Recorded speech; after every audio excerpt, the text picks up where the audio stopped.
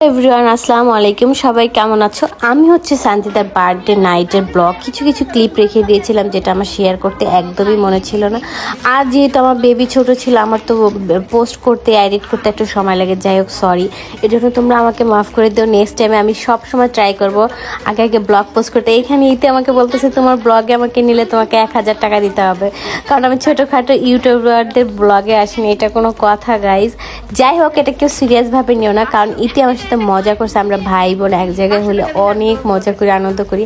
আর এগুলি যদি আমি আনন্দ করার ব্লগ দেখতে চাইলে অবশ্যই আমাকে কমেন্ট করবো। আর এখানে দেখো ইতি কি করতেছে। এই হচ্ছে ফুল ডেকোরেশন।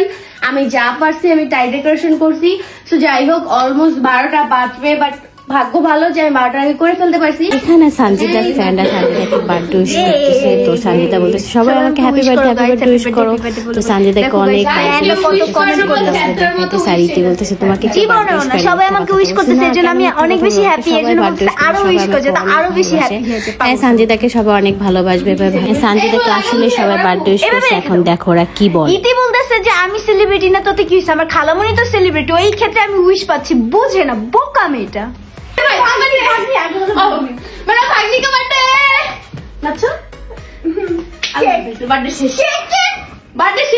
আরে থ্যাংক ইউ সো মাচ, এত সুন্দর সাজানো নেবে। কেক নিয়ে আসো, যাও। This is for you. Thank you.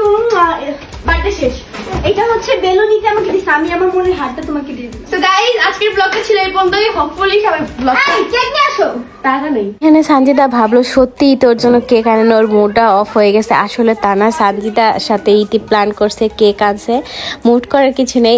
এখন হচ্ছে তোমরা যদি আমাকে এরকম রেগুলার আমার সাথে ব্লগ দেখতে চাও, সানজিদা ইতি কি করে, তো অবশ্যই কমেন্ট সেকশনে জানাবা। আর ইতিকে বলছে আমাকে কেক কেটে দিতে, ইতি কেক আমাকে রাতে নিজেই খেয়ে ফেললো গাইজ।